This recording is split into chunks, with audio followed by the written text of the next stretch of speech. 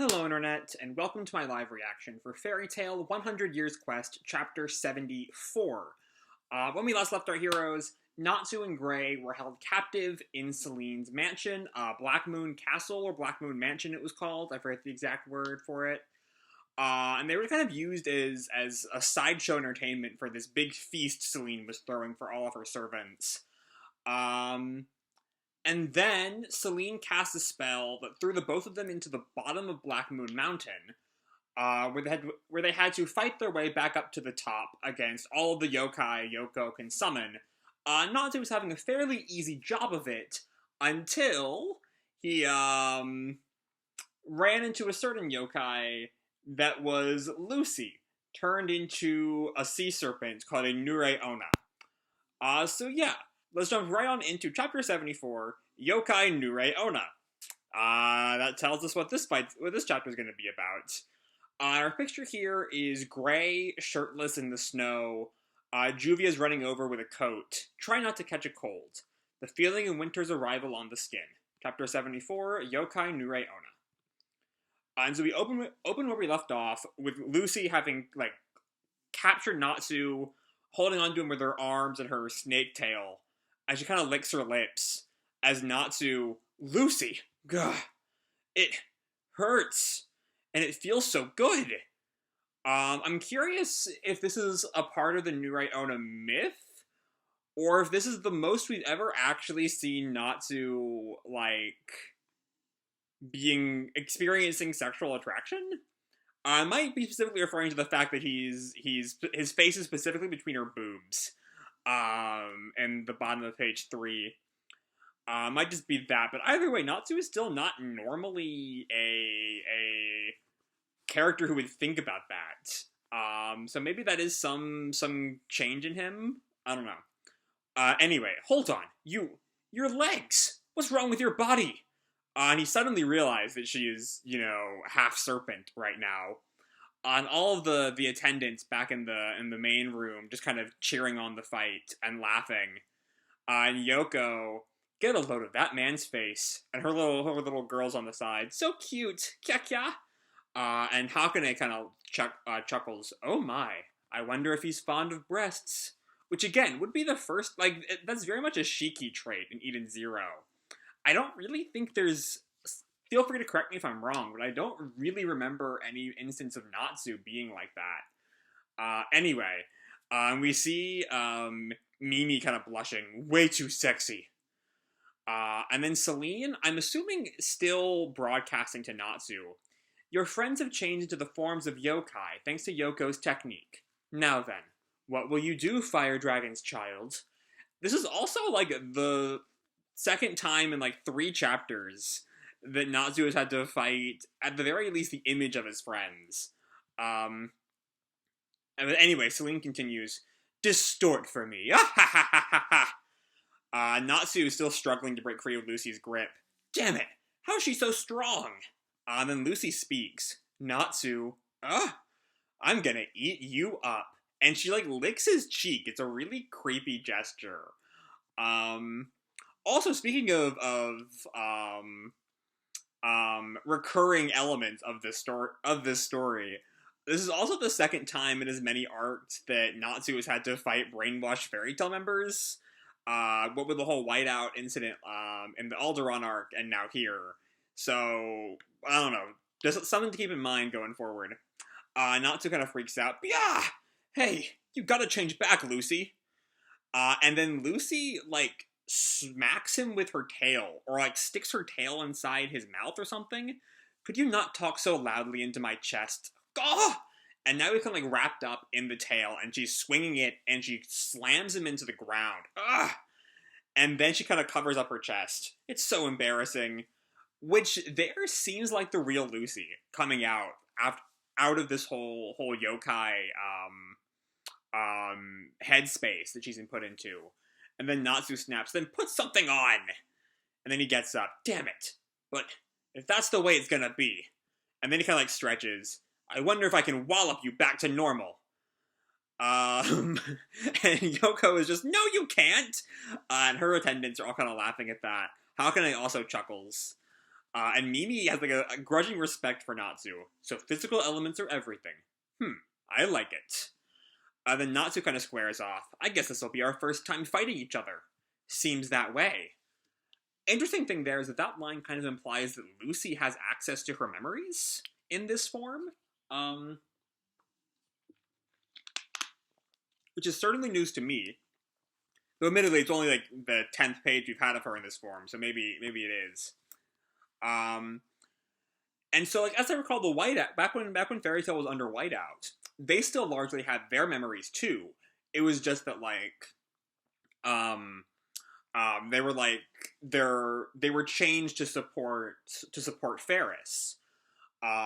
Despite the fact they had all their memories intact. I wonder if that's a similar thing to what Yoko is doing here. I don't know. And anyway, Natsu gets ready to fight. Here I come, Snake Lucy! And then Lucy lunges towards Natsu. My spirit power has grown much more than usual. Is that referring to Spirior as opposed to Ether Nano? I don't know. There's a lot of this whole yokai thing is yokai and spiritual arts and Spirior is a whole new concept in the series. There's a lot we don't know about it, and a lot that the series could be talking about, or maybe just kind of being generic shonen dialogue. I don't know. Anyway, at another point in the cave, we see Gray, who is wandering around. For now, there's nothing but to look for Natsu. Nor are those women a bunch of perverts, drinking to the sight of naked guys like it was a show. It doesn't feel right unless I take off my own clothes. That's what he's upset about. Usually Lucy says, don't strip, and that's how it's settled. And then Juvia. And then he kind of stops. Juvia. And then someone approaches. Gray-san, are you concerned about Juvia-san? And Gray snaps to attention. That voice! Is that you, Wendy? Yes. But I'm a Bakeneko starting today, which is a monster cat, in case the translation wasn't obvious. And we see her, she has got like cat ears and paws. Not a big fan of that outfit for her because she's a child, you know. But she has her like belly is uncovered. Also, she's got whiskers now and like her mouth in that kind of anime cat shape. And Gray kind of is like stunned at this, and Mimi covers her mouth. That's way too cute. Lovely, isn't she? Is Yoko, and Hakone kind of laughs. Is that to your taste, Yoko-san? So I have a feeling this is kind of Hakone's go-to joke. Especially given her powers, her initial technique was founded around distracting people with who she thinks they're in love with, whether or not they are or not, as we saw in Natsu's case. Which, going back to the whole, is he into, I wonder if he's fond of breasts line she has on page 5, there feels a little bit less like an accurate reading and more just Hakone's go-to. I don't know. Anyway, back in the cave, Wendy says, hey, is it alright if I called you Gray-sama as well? And we could play lots and lots, nya? To the point where you die. And Gray just kind of sweats for a minute. No, even if you're threatening me, you're still way too cute. Yeah, she's not terribly threatening here. Anyway, what happened to you, Wendy? Did those ladies do this? And where's Carla? And just then we see a gigantic, like, clawed foot stomp down. I'm guessing that's Carla. Yeah, Carla and Happy are now both giant tigers. I won't allow anyone to lay a hand on Wendy. And we can only tell Happy is Happy because of the backpack and the eye line. So yeah, now they're giant. They got Happy too, which, okay. And Gray is understandably shocked and then comes back to himself. Don't tell me you're... And we see the attendants all laughing. Yokai Suiko is, Yoko's line. Suiko means water tiger. Hakone, these ones have grown quite strong. And Mimi is now shaking. I want one. And Wendy, excited. Happy. Carla. Go get him, Jan. And the two of them race towards Gray. What the hell's going on? We cut back to Natsu. Fire dragons. Iron fist. And Lucy kind of, like, jumps over it, dodging it. And we see what looks like water kind of emerges from Lucy. It coalesces into like it was initially a bunch of separate balls. It kind of formed into one body, and then a wave splashes over Natsu. Fire won't work on a Nureona. Oh, right, because she's a sea serpent. Last chapter's translation told us. And now the cave is flooded, which puts Lucy at a very strong advantage here. And Natsuko looks around just like Juvia. And then she kind of captures Natsu's leg with her tail and flings him out of the water. He hits the roof. The roof like cracks around him. Why you? And he jumps back down towards Lucy. And then Lucy, putting on a very clear act, Natsu, stop! It's me, Natsu! Like defending herself. And Natsu kind of hesitates for a moment. And Lucy snaps right back to attention, tongue flickering, snake eyes. You fell for it. Aquametria! Isn't that one of her Aquarius Stardress attacks? Right? I'm not mistaken there. I think so. I think that's specifically from Aquarius, right? Yeah. The Wiki via Stardress Aquarius form. That's interesting then, because like her previous spell, I don't think came from her, or came from original Lucy. The water flooding is something we've never really seen from her, and would fit with her current status as a sea serpent. Aquametria is Lucy, though. And so it kind of, again, calls the question, how much of these people are themselves, and how much of them are Yoko's, brainwashing? And that remains to be seen. But Natsu is hit with the full force of Aquametria. Ugh! What's with this magic power? Was Lucy always this strong? And then we see Selene. Yoko's power has increased it several times over, although it's not magic power, but spirit power. I feel like that's going to come back to bite Selene in the ass in the end. Given how much, back in, I think it was 72, was spent focused on how outmatched Lucy was compared to Mimi, seeing that Lucy now has a huge power-up, thanks to Yoko's tampering, she'll probably end up using that to her advantage. Same with Wendy and the cats and Urza.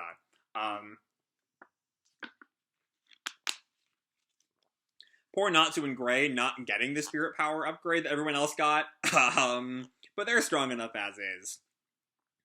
And so Natsu hits the ground, which is ground now, not water. And Lucy kind of licks her lips again. You were careless, Natsu. And Natsu gets back up. I'm mad now, Snake Lucy. And we see a little bolt of lightning appear from his shoulder. Lightning Flame Dragon mode. And yep, he's gone right back, and he's gone back to Lightning Flame Dragon mode for the first time in quite a while. I actually don't remember the last time we saw Lightning Flame Dragon mode. Anyway, and then someone speaks from the water, almost certainly Juvia. Hey, you really want to kill Lucy? And we see the water kind of ripples. Who's there? Celestial spirits can be summoned here without any keys. Plus, we have water.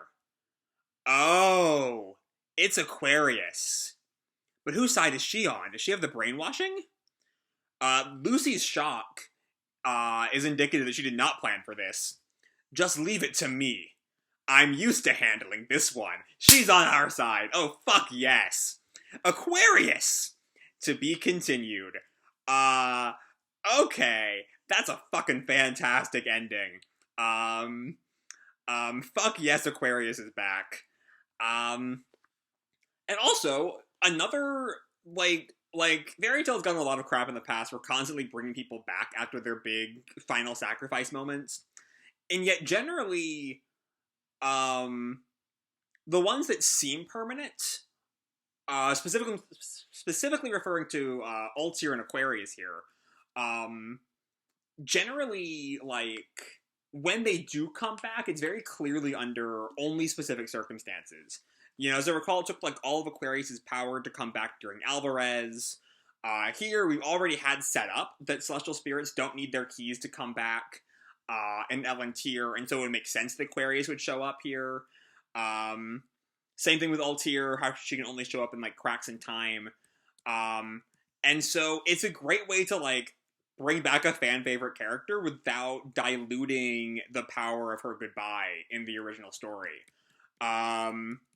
I don't know. I'm just super fucking excited to see Aquarius again. I fucking love Aquarius. And I'm so excited to see what's gonna happen with her. As now she gets to fight Lucy. And, you know, given Fire's lack of ability, again, I mean, Natsu does have lightning here too, so it might not be that hard. Not that impossible, I should say. But Aquarius here is definitely gonna tip things in our favor, and I'm just fucking excited to see her. I love the whole, you know, you really want to kill Lucy. It could be given, especially because Juvia is still missing. It could be like a twist. You think Juvia is gonna fight Gray, but actually she's here with Lucy, given they're both currently water users. And then, you know, you have that Celestial Spirits line, and you're like, oh boy, plus we have water, and you know who it is. And then you see Lucy's shock, and you're like, oh yeah, this is not part of Lucy's plan. And it's Aquarius, and she's back. And it's fucking great. And then, yeah, that's the Natsu plotline in a nutshell. There's, again, like, what's almost the most I've always held on to the idea that Natsu is just not exactly. I'm never. I think Natsu is, you know, aromantic and asexual. Personally, I just think he's genuinely not interested in any. I don't think there's really any evidence in being interested in sex that I can recall. I don't think he's romantically interested in Lucy, which is a big point of contention, I feel, for a lot of people. But there's this whole, like, maybe he's into breast thing that Hakone pulls out that's kind of like, is this suddenly showing Natsu as being attracted to Lucy? But given Hakone's other lines, I think this is kind of her go-to. Like I said in the video. So yeah, that's all my thoughts for the Natsu part, which is definitely the better of the two parts. It's two separate scenes for Natsu. Anyway, Wendy, I don't know. I'm mostly, I don't know. I'm still kind of working on my thoughts for Wendy's current state. Also, my big point is the whole, you know, what would normally be seen in an adult would be seen as sexy, the, like, gap in her dress. But also the gap vanishes occasionally. Like in every other panel, actually, of Wendy, after that initial shot, it's not there. Which is just really funny to me. Like, why? Why would you include that in there if you have no interest in drawing it again? But whatever. That's better, I guess. I do love, though, Carla and Happy, who are generally written off as, like, not being combatants. Happy especially. Carla eventually gets some power. But here they're just, like, giant tigers who can... You are a real threat to Gray. But that's kind of all we get there. We get, you know, Wendy... As a surprise, it's Wendy who Gray fight. Wendy and the cats who Gray fights, and not Juvia, as would be expected. But there's not a whole lot to really say, because we don't really get much there. It's just Wendy making herself known as a Bakeneko, and Happy and Carla making themselves known as Suikos. And then, yeah, we have the fantastic final part of the Lucy fight. Aquametria also kind of calls into question how much of this is the Superior powers, and how much of that is Lucy herself. All leading to that great Aquarius reveal that leaves me so excited for next time. It's going to be a long 2 weeks until Chapter 75, but that's all I have to say for this video. Hope you all enjoyed the chapter and the video itself. If you did, feel free to drop me a like or subscribe, or, you know, do whatever makes you happy, you know? And remember, your life is your own, okay? Bye!